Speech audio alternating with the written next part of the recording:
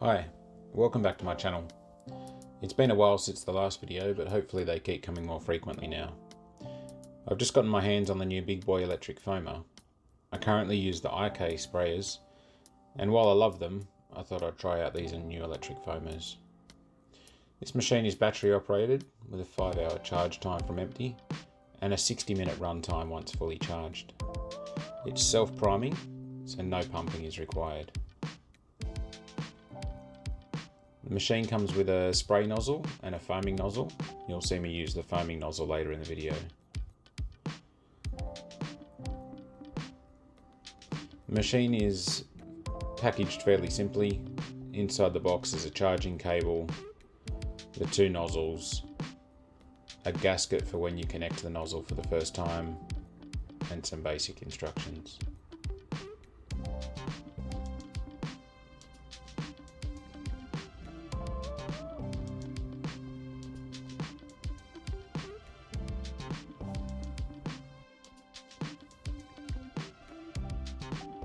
The FOAMR has a nice finish and sits nicely in your hand. The power button is a good size with 3 charge indicator lights just above. The machine is operated by a thumb switch and a slide lock for use in long applications. On the reverse side is a volume sight, and it has both ounce and mils, which is quite handy.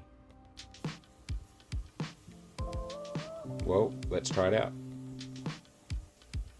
So I'm using P&S Brake Buster in it today, and I'm using it at the same dilution rate I run in my RK sprayer. That's at 1:7. Once you put the desired amount of cleaning solution in the machine, screw back on the handle and press the power button. The FOAMR comes up to operating pressure and is ready for use. It only took a couple of seconds for this to happen. It's a pretty quiet machine. As you can hear the foam hitting the tyre over the noise of the pump.